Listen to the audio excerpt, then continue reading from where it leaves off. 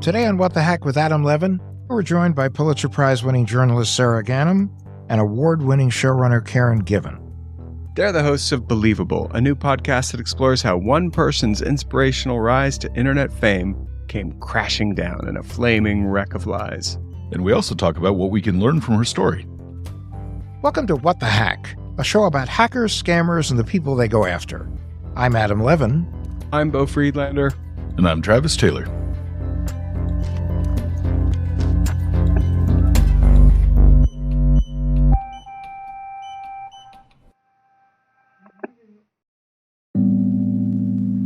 Sara, Karen, we are so happy to have you on the show today. Thanks for having us. So happy to be here. We're very excited. So where are you coming to us from right now? I'm in New York, Lower Manhattan. And I'm outside of Boston. All right, so we have a decidedly East Coast presence. Yes, for a West Coast story. You have a new podcast out called Believable, and I've actually listened now to 3 episodes. They're terrific. But what can you tell our listeners about it? Our podcast is about a woman who told the world that she is a survivor of child sex trafficking. She told the world that she was a Mormon. She told the world that she was a member of the LGBTQ community, and she might not be any of those things. Her name is Coco, which I think is just the cutest name, first of all. Is it a nickname? No, it's not. She was internet famous. She was. Oh, wow. She was an influencer. For a while, it seemed like Coco Berthmann was everywhere. I'm here with an incredible woman, an incredible survivor and advocate, Coco Berthmann. And with every interview, Coco's influence grew. And when you say an influencer, for real, she was a real influencer. She had a following. She had people who were really interested in the story. Absolutely. Yeah, for sure. Absolutely. You know, I would say like she was within a pocket, like certain pockets more well-known than within other, you know, there are people certainly who haven't heard of her. She wasn't like a household name, even in within a certain generation. But she certainly, like within Utah, within the LDS community, I think within the sex trafficking, anti-sex trafficking and advocacy world, she was a rising star. What did she use her internet fame to do? Was it advocacy, or was she using it to build an empire? I mean, in theory, she was an advocate. And we talked to a lot of people who said that she could have done very, very good work as an advocate because she was well-spoken and she was telling a story that was heartbreaking and got people's attention. The problems were many, though, right? As it went along, it was pretty clear that her main goal was probably to be famous, or at least to get a whole lot of attention, both on sort of a public scale and a personal scale.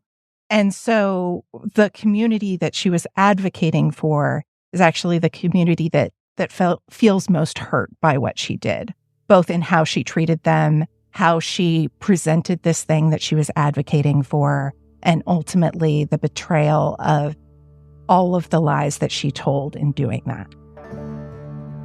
Yeah, I think that that community also was among the first to call her out. And it's interesting, like they saw some of the red flags before many others did, in part because of how she was treating them. The so-called advocacy, like I think it was very surface level, and they saw through that really, really quickly. So can you describe for us what she was like online as an internet famous person? She was exactly what you would expect of a 20-something who's trying to be kind of fabulous on Instagram. Beautiful, but also like glammed up, lots of drama. She made a lot of smart social media choices in how she got people's attention. She was a good storyteller. She was kind of like typical influencer. I mean, this is me speaking as an old lady millennial looking at this generation of Instagrammers that are much better at it than I am. To me, it was what you might imagine if you were to like create a very generic like fill in the blank influencer. She was very, very good at telling a story that was very, if it was completely true, would have been very, very painful. And she could do it very bluntly with a lot of detail, but still in a compelling way.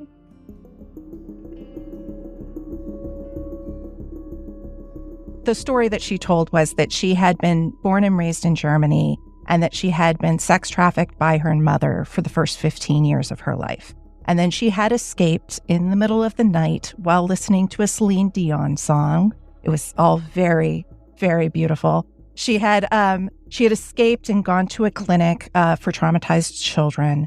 And then when she got out of that clinic, she said that she had been basically duped by a therapist into moving in with him and starting a romantic relationship with him. And then he held her captive for the next 2 years. Right. So the story just keeps growing and growing. And I think it's very important for survivors for us to say, like, the things that Coco said happened to her do happen to people.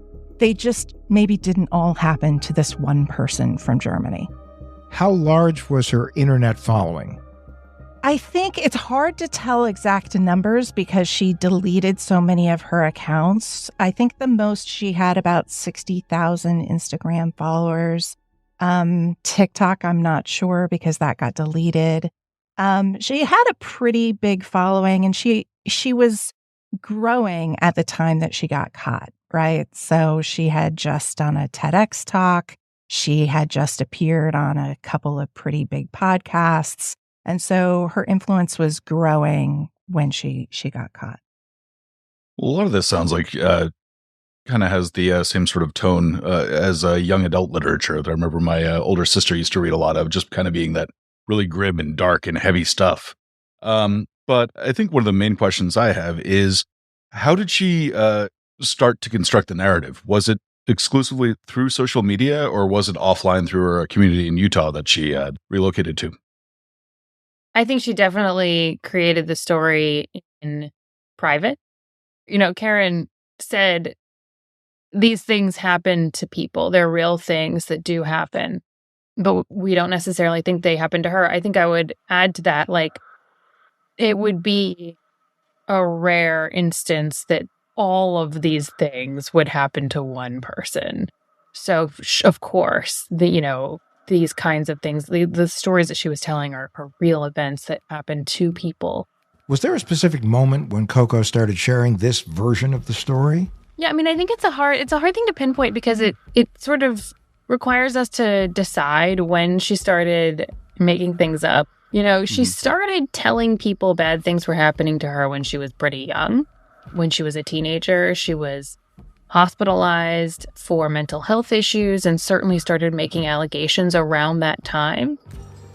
And we should say that everyone we've talked to who knew Coco, they all say, well, I don't believe that story anymore, but I still believe that something happened to this woman.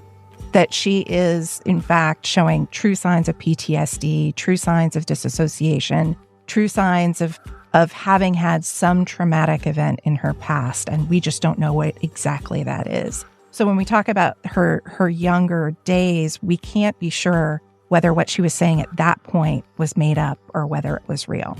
This sounds like really difficult territory to navigate for a journalist, because on the one hand, you have somebody who's lying, and on the other, you have somebody who's a victim or mentally ill or both.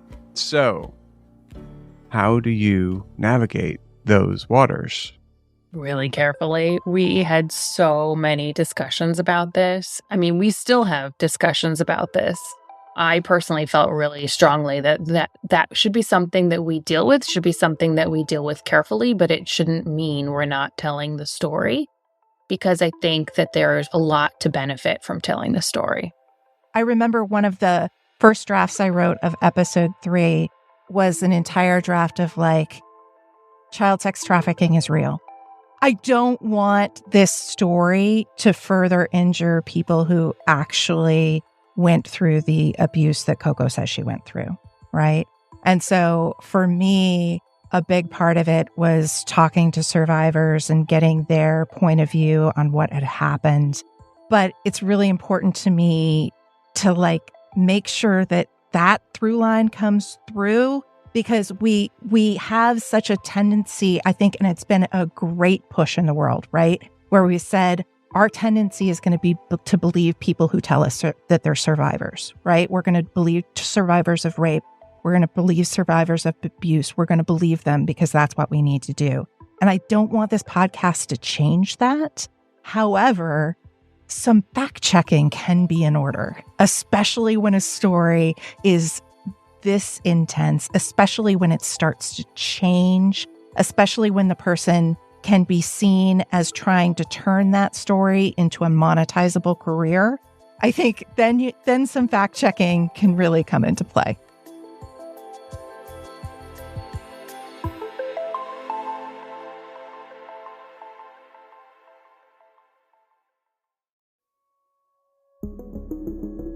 You said that, her goal was to be famous.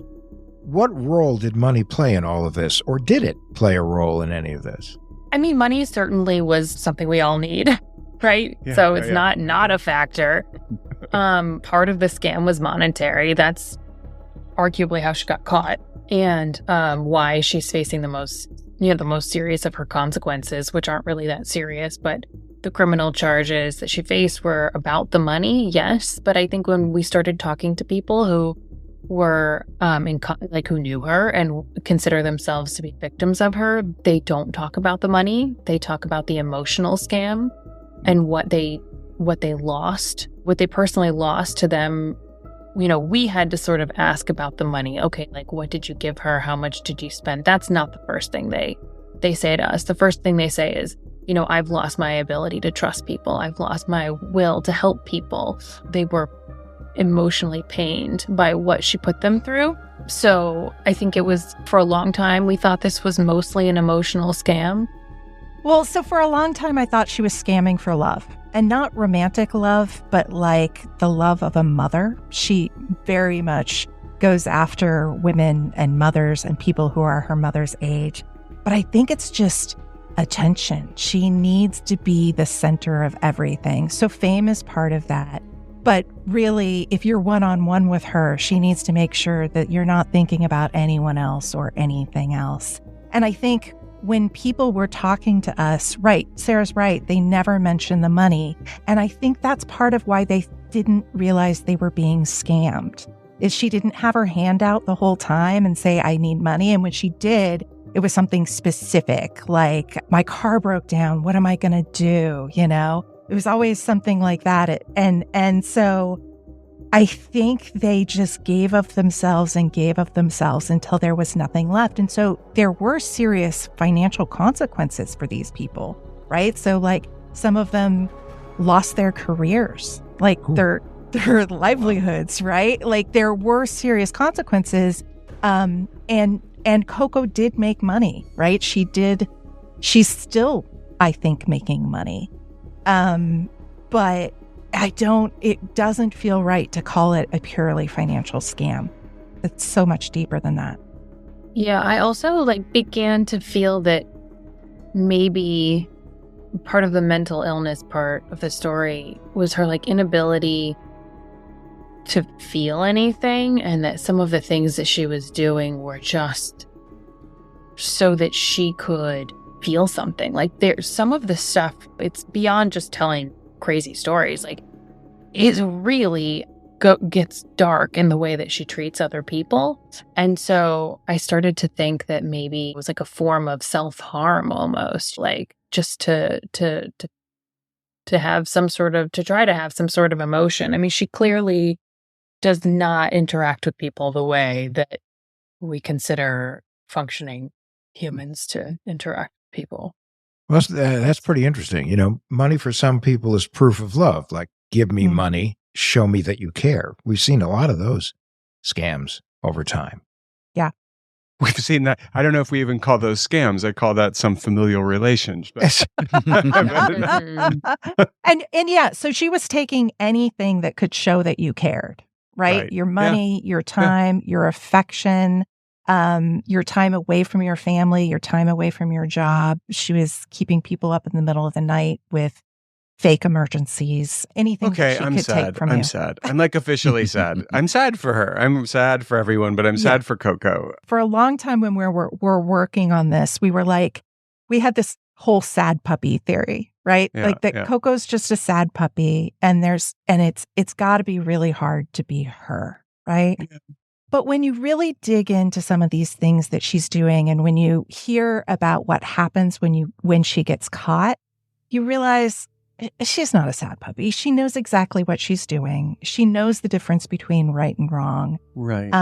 And she does this again and again because she's getting something out of it.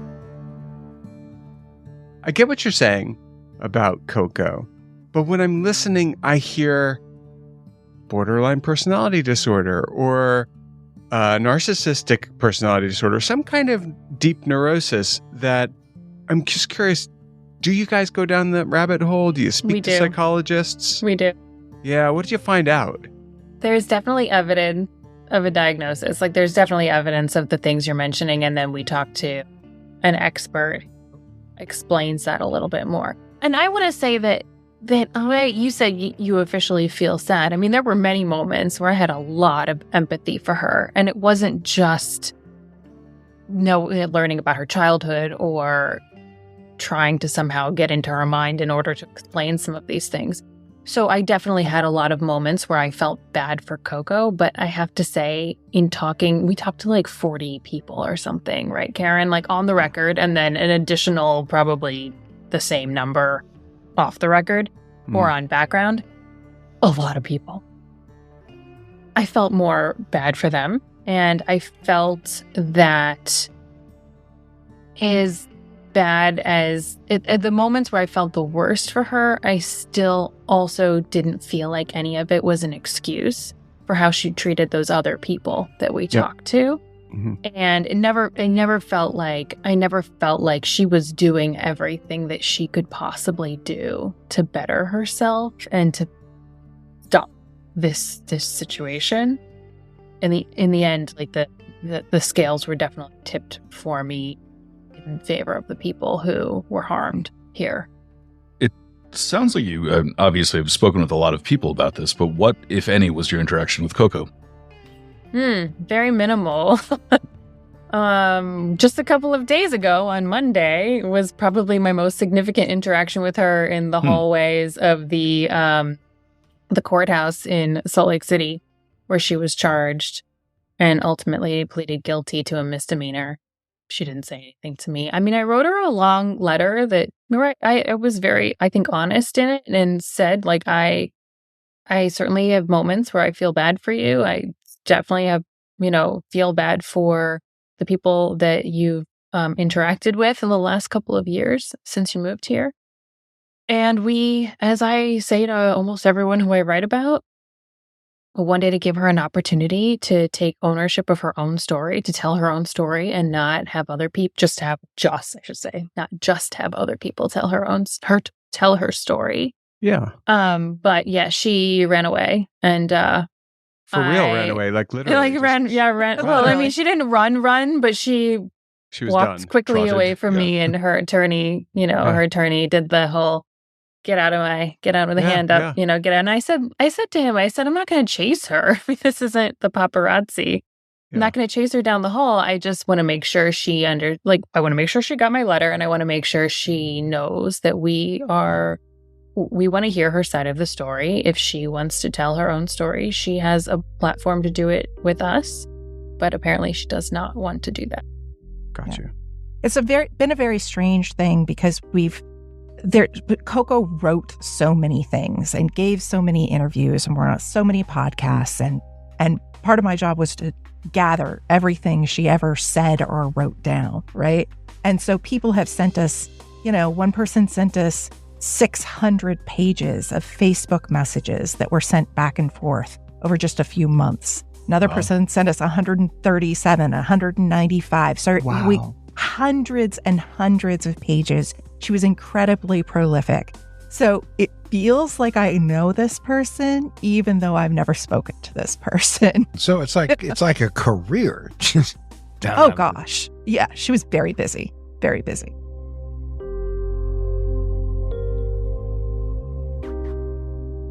So as journalists, how do you responsibly call somebody out when it's clear that they're not being truthful about their experience? Yeah, I've definitely been in a situation, by the way, at least twice I can think of off the top of my head, where someone has come to me with an allegation and I simply have not believed it, and I didn't write about them being a liar. Like, I didn't say this person came to me and is trying to put lies out into the world. But I think because she lived her life so publicly and in her stories were already out there, they weren't just being privately disseminated, they were overtly hurting people. I think that's where it was necessary to tell this story and to sort of like correct the record. In fact, the reason that Karen and I are doing this story is not because Karen and I were like sleuthing around on the internet looking for someone to write about. And I think this has taken over in a way that neither of us necessarily, anticipated. We were already plenty busy before Coco Berthmann. But Dear Media had Coco on their flagship podcast telling her story as she told it. And they felt very strongly that they wanted to correct the record. They didn't want to be like others who were just like disappearing the episode or ignoring it and pretending and moving on with their heads in the sand. They wanted to see, like, is this true or is this not true? And they asked us both to come in and do this. So that was like that's the origins of this for Karen and I. And we felt that was the right thing to do, is go out and figure out what about this is correct and what is potentially not. So Dear Media was essentially a victim of a communication scam, right? So what is a communication scam? Well, a communication scam is when you're misrepresenting facts and you're trying to convince people to follow a certain path. Yeah, and it's really if you use any communication platform to further the cause of a fraud. Were there any other scams going on? Coco's real scam was an affinity scam, which is actually illegal in the state of Utah, but that she was not prosecuted for. Very recently made it illegal. What is an affinity scam? What is that? Yeah, that's interesting. It's actually affinity fraud, and it's when someone abuses membership or association with an identifiable group, like the Mormon Church, to convince a potential investor to trust the legitimacy of the investment. So essentially, believe in my story because I'm an LDS church member. Because I am a survivor of sex trafficking, because I am a member of the LGBTQ community. Like she pulled various different affinity scams. Yeah, Utah defines it as religion, ethnicity, profession, education, handicaps, language, age, anything like that. Although this law didn't become law until after she did the things she did. Affinity scams, that's a slippery slope, but it does make sense. Because so many of the things that she did are not otherwise illegal, right? It's not illegal to lie to someone. But the scam that brought everything to your attention was the health scam, correct? Right. And then as a result of that, you started looking into the other part of her life. Yes. But was anybody really concerned about part one until they started to question everything in part two? Yeah, there's a journalist, Lynn Packer, in Utah, who is right out of a movie, I have to say.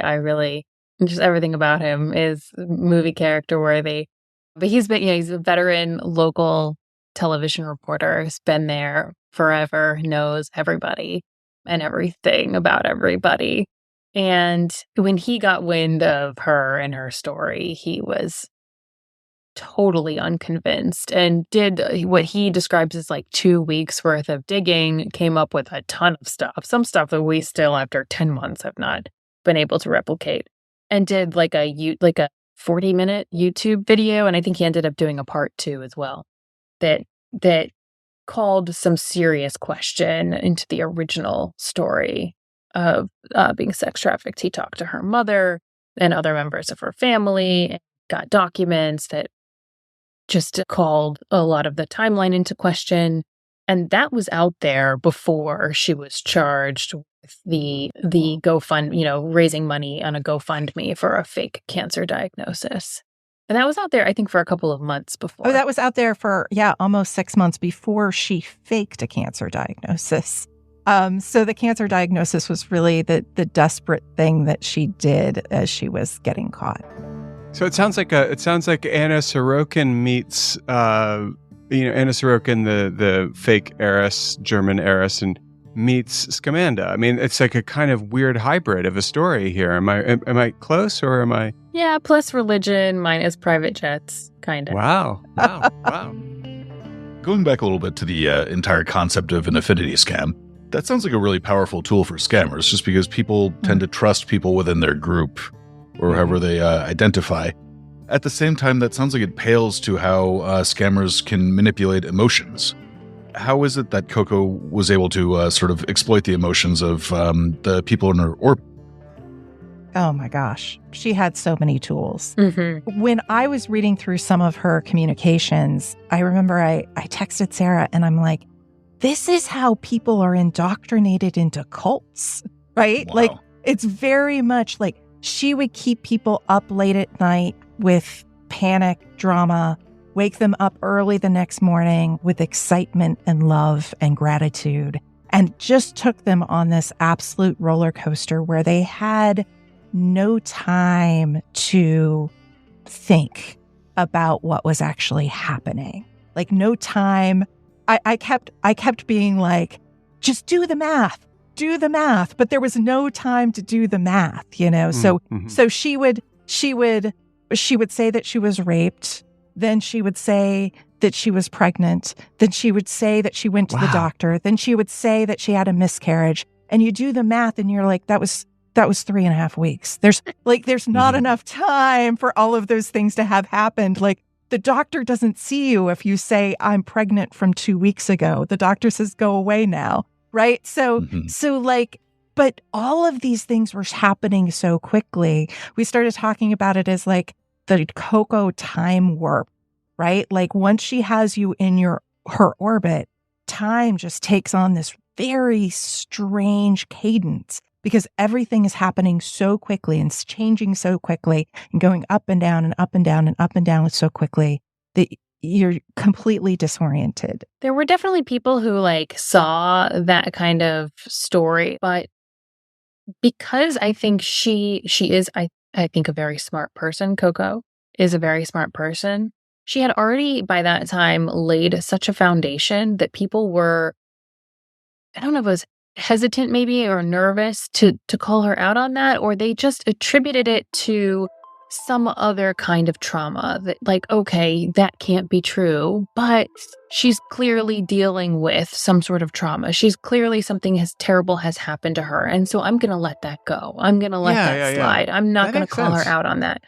And they didn't cut her off or view that as like a terribly huge red flag because she had already laid this foundation of sympathy, and she had already sort of built a fail-safe story in a sense. And I also think it has to do, and this goes back to the affinity fraud of the community that she targeted, people who are very, very giving of their time, of their homes, of their space in general.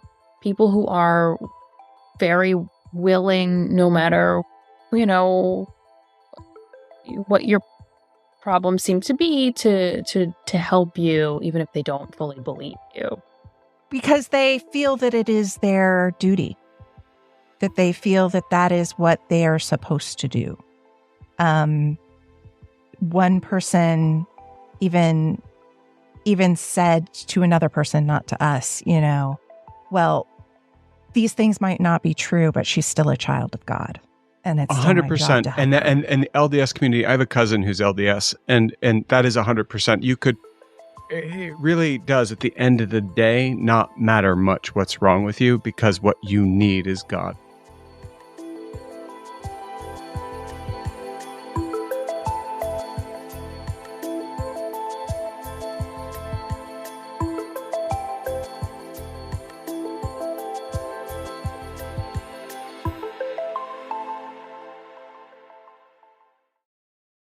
Sara, you've won a Pulitzer Prize. Karen, you have an Edward R. Murrow Award under your belt, and I'm sure other things. You're both very impressive people, and I want to know, you're not new to stories like this. Did making this podcast make you more cynical? How has it affected you personally? Yeah, I am a very trusting, believing kind of person. And yes, absolutely. And especially the deeper I got into it. And, as a reporter, you kind of go deeper and then you come back out and see the light again. But when I was reading those 600 pages, and this is episode 2, so this won't be out by the time people can hear episode 2. But while I was reading the 600 pages that we base episode 2 on, it was like 9 hours of reading this and just being like, how can she lie like this? And after that, every interaction with friends, with family, friends would be like, I'm sorry, I can't make dinner. Something came up. And I'd be thinking, did it really? Because her lies just came so easily and so quickly. And for me, it was hard to see that up close. Yeah. Sara, did this affect your approach to charities or donations or anything like that? I fear that was ruined for me long before Coco Berthmann. Okay. I think the hardest part of this story for me was that normally after you spend 10 months on an investigation, 10 months on a story, you have some sort of resolution. You have some sort of definitive answer. And we don't necessarily have that here. I had to sort of be okay with a lack of resolution at times. So what do you hope people take away from listening to your podcast? I think that one of the things that I have in the last couple of years really been focused on in my reporting is like these societal failures. And I think that this story is about that. It's about all of the societal safety nets that failed Coco and failed the people around her. She pleaded guilty to a misdemeanor, correct? Mm-hmm. How did her victims react to the outcome of the plea deal? Nobody that we interviewed thought that this was like a just outcome. No one felt that justice was served. But we kind of saw this coming too, like from the way that the police investigation was handled all the way through sitting in the court hearings and witnessing how prosecutors shuffled in and out of this case and kind of weren't necessarily always clued in to the details of it. It was pretty clear this was going through the court system as with Coco Berthmann and her attorney as the driver. So I was not surprised at all to see this as the end of the court case.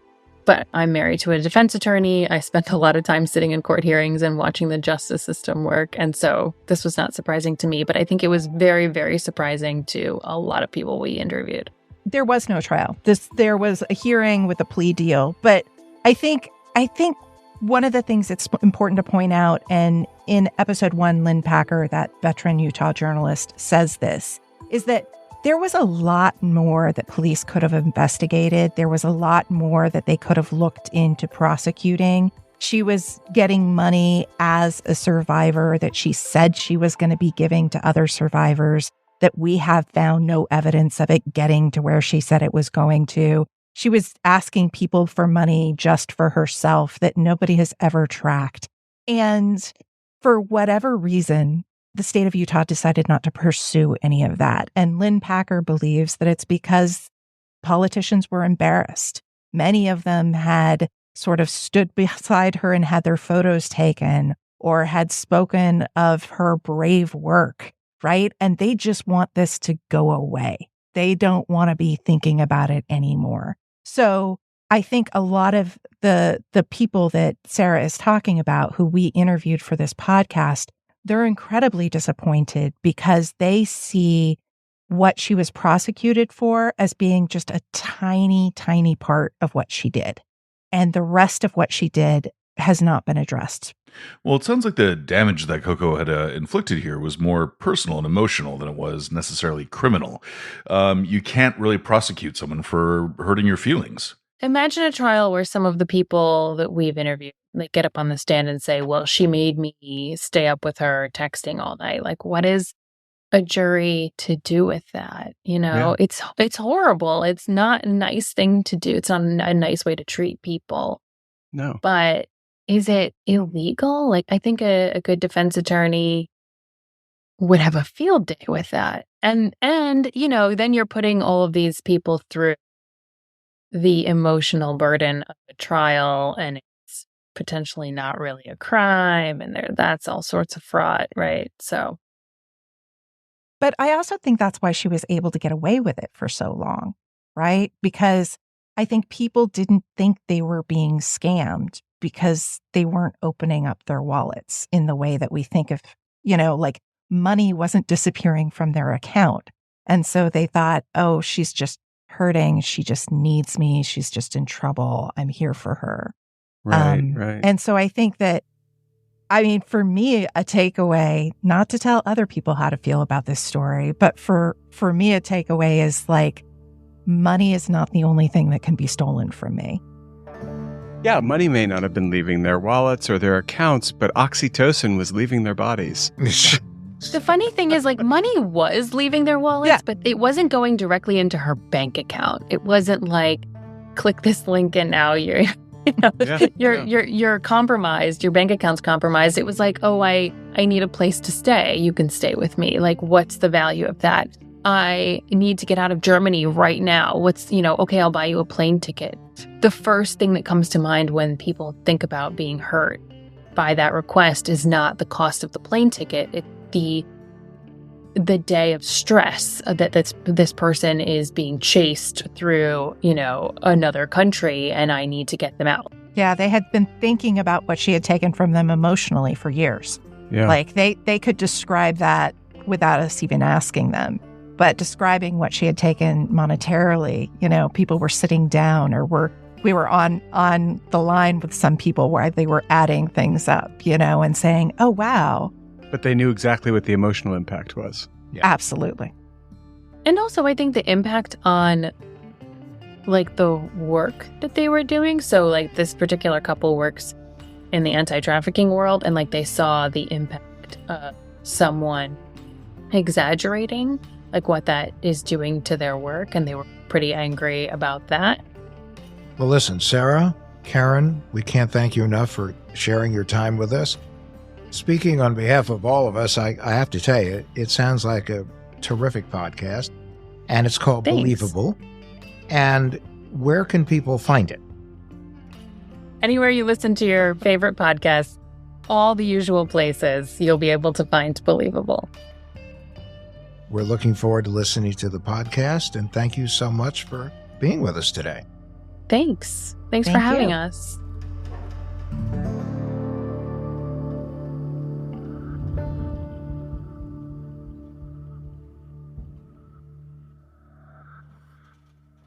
What's your thought about this interview we just did? It's just tragic that there are people out there that continue to take advantage of other people, coming up with scam after scam after scam. Obviously not illegal to be mentally ill or even neurotic. And for me, the whole time I was listening to this story, I was struck by how easy it is these days for somebody who is not okay to be inflicted on others. And I don't know if they're responsible for it any more than the social media platforms they use are responsible for it. I mean, what do you do with somebody who's clearly got problems in a very public forum? To me, that's just deeply problematic. I don't know what to think or feel. I think one of the biggest things is just to raise awareness that when you see a story online that tugs at your heartstrings, no matter how dark or upsetting it might be, just to always be able to keep in mind that this might not be strictly true. But then you get into, like, if somebody says they got raped, I'm sorry, I'm not going to say this might not be true. I'm not going to go there. I mean, that's the truly disturbing thing about it. And I think that's the collateral damage that most people don't consider, is that when someone is willing to lie about a topic like that, then that does a massive disservice to the people to whom that's already happened. But I think the message it also sends is that whatever story you hear online, you really have to take a moment to reflect upon the story and then decide how emotionally involved or financially involved you want to get. That's right. Because, you walk down the street and you see people, all the time who aren't doing so great, but you can't stop and help everybody. You just can't. And even if you do stop and help a number of people, your ability to help them is somewhat limited by your circumstances in life. I think we're going to see a lot more affinity scams in the future, too, as, it's really no secret that right now our society is incredibly divided. And I think what that means is people are not just putting more distrust toward things outside of their circles, but a lot more trust into the groups that they belong to. And as we found time and again, scammers will exploit any opportunity, and that seems like a big one. Yeah, and this actually brings us to our Tin Foil Swan. Our paranoid takeaway to help keep you safe on and offline. So what's on your mind today, Bo? Well, it's sort of, I feel it's a little petty, but I just lost an hour of my life. Oh. And I wasn't getting scammed. It was to confirm that I wasn't getting scammed. I had to call my bank. So I got a call saying that somebody was writing checks in my name, which I was paranoid about already because we just did a show about it. And it turns out when you call the bank to ask them a question like that, they have different fraud specialists. One's for banking, one's for checking, one's for credit cards, one's for your financial account, I think. It's not one phone call. So there was a lot of being on hold, getting transferred, making sure people who were in different countries understood what I was talking about. That doesn't sound like very much fun. Oh, yeah, it was definitely not a lot of fun. But it does bring us to the larger point that I feel that a lot of people take for granted. Which is? Time. People usually focus on the financial losses from a scam, but the amount of time it takes when you've been targeted by a scammer, even if you haven't been scammed, it really adds up. Yeah, I think the average amount that it takes to recover or even deal with an identity theft case is 40 hours. 40 hours. Yeah. Guys, that's like a full work week. Now, just for a minute, imagine you're an hourly worker, which you're not. And even if you can recoup your money, you're never going to get your time back. And like they say, time is money. A lot of people need to use up vacation days, PTO, sick days, just to make sure their bank account isn't going to be emptied for real. That's ridiculous. And what else? I guess they got to check the credits intact. Your email hasn't been compromised. Can you imagine giving a day of your life? Also, when you do that, you're actually stealing from your employer because it's paid time. Well, I guess it's paid time off. So report it that you're doing it because actually you shouldn't be using a vacation day to do it. I don't know. Adam, what would you do if I used a paid PTO to deal with identity theft? I am Lord Bountiful, so therefore I would be very much in favor of you doing whatever you need to save yourself. Okay? Oh, yes. So let's talk about what people can do. Look, first and foremost, you got to have a paradigm shift in the way you think about the stakes of scams and identity theft, right? So when people look at your employment package, you don't just factor in your salary, you factor in your benefits too. So think about getting scammed the same way. It's not about money lost, it's about the time you lose. Especially if you're in a position where you're living paycheck to paycheck. So even if you don't have a lot of money in the bank, you still need to be diligent about your finances and your accounts because a lost week or even a day could just be a calamity. Yeah, and if you don't feel like doing it, you don't have to. There's plenty of experts out there who do it. And look, unless you're extremely handy, you hire somebody to fix stuff like plumbing or like a window that needs reglazing. If you don't know what reglazing is, you shouldn't try to fix your window yourself. So there's people who do this for a living. And, they're going to do it better than you are. Also, Bo, invest a little time in preemptive measures, like install a password manager, set up two-factor authentication on all your accounts. That takes a little time. Yep. But compare that. This is like cost-benefit analysis, okay? Compare that to how long it takes to recover those accounts once somebody crawled into those accounts. Or even how long it took me to find out that nobody had done anything. Okay, so freeze your credit, right? That takes a little bit of time, but can help save you a whole lot of time if someone gets into your account, starts setting up new accounts, and also set up a PIN for your tax returns.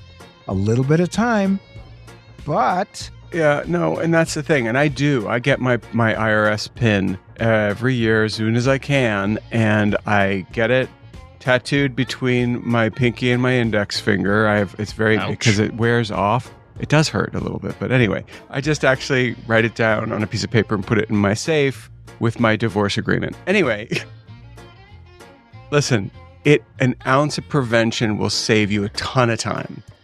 And that's our Tin Foil Swan.